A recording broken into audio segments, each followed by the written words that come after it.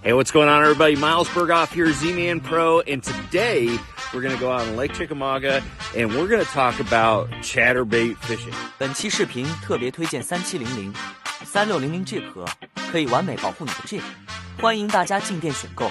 So chatterbaits are probably my favorite category of lure, and really we need to call it a lure system because there's a lot more than just the chatterbait itself.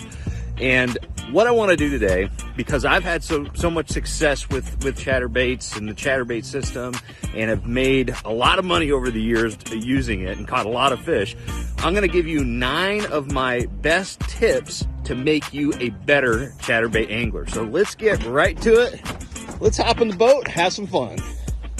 All right, guys, so for this first tip, we have to talk about color selection because one of the beautiful things about the chatterbait system, and we call it a system because you not only have the chatterbait, but you got a huge variety of different trailers to go with your chatterbaits.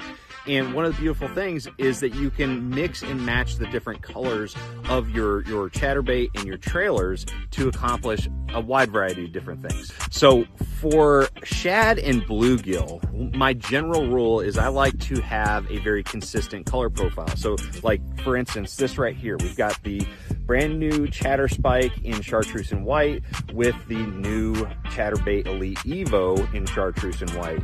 And when I've got a consistent color profile, I really think that works well with shad imitations and bluegill, because those species, though they have a lot of different colors going on, usually they're very, very consistent in their coloration. However, when it comes to imitating crawfish, a lot of crawfish species are going to have very contrasting color combinations. So for instance, here in the South, during the early spring, you're going to see a lot of crawfish turn a bright reddish orange, but they're still going to have some greens and browns in there too, oftentimes. And so one of my favorite color combinations to do is something completely different than what you would see with shad or bluegill. Is I like to do a fire craw colored chatterbait matched with a green pumpkin trailer, and even though it looks pretty crazy, it looks pretty out there, it matches the forage species very, very well in some of these southern fisheries. So sometimes it pays off to be consistent as far as your color selection, and sometimes it really pays off to do something completely different. All right, so we already talked about the different color combinations that you can achieve with the chatterbait system. Now let's talk about the different trailer profiles that really affect the way that you fish a chatterbait. So really, I kind of break it down into 2 different categories. The first category of trailers that are available on the market, and Z-Man has really done a great job of offering several different options in this category, is kind of the more streamlined profile. So you can see here, this is the new Chatterspike.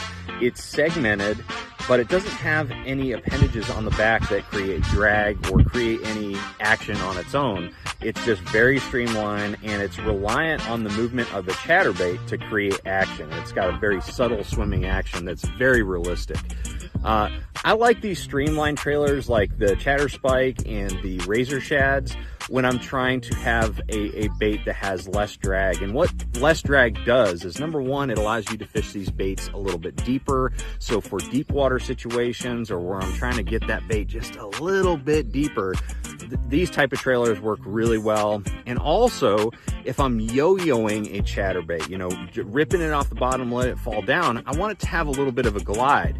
And when you don't have a lot of resistance on the tail, it doesn't just fall straight down. It actually has a little bit of a glide on the fall. And I really like that action when yo-yoing a bait. So these streamlined trailers like the Chatterspike work great for that situation. But also clear and cold water conditions, that's when these are going to really excel because they have a very subtle action to them. But on the other end of the spectrum, you've got the more action trailers. Okay, like this right here. This is the Diesel Minnows. Some other good options are like the Turbo Craws or the Goat. All of those work really, really well on the back of a chatterbait, but they do something different. As you can see, you've got this appendage back here, this little paddle tail. It creates action, it creates vibration, and it also creates a little bit of drag. And so these trailers are better suited for warm water, dirtier water, and situations where you're fishing shallower water overall. And so, you know, I generally will fish these kind of post-spawn through the summer and into, you know, early fall, and especially when I'm trying to fish shallow water, especially around grass or docks or something like that. So overall, be very aware of the conditions that you're faced with and match your trailer to your chatterbait accordingly. All right, guys, so I really don't want to talk about this next tip because it's something I've been keeping on the down low for a while, but we need to talk about going deep with your chatterbaits, because most people, when they think of a chatterbait, they think of a great shallow water power fishing tactic, and they're right. But it's also a really versatile deep water tactic too, especially when you look at like the jackhammer line. It comes in a 3/4 and 1.25 ounce sizes for some of the different colors, and that allows you to get really deep very quickly.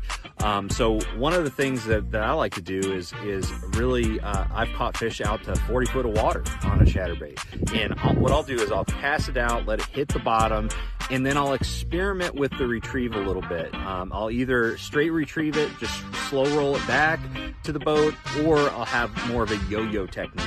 And really that depends on the mood of the fish at that particular moment. And if you have forward-facing sonar, it makes it easier for you to be able to see how they're reacting to the bait, and you can make those changes accordingly. Another thing that you need to pay attention to for fishing a chatterbait deep is your trailer. You want a more streamlined trailer without a lot of drag. So I like a razor shads or a chatter spike, so you can maintain a certain depth range and not have this bait want to pull up to the surface like a chatterbait generally likes to do. So overall, chatterbait is great shallow, but don't forget about it for deep water.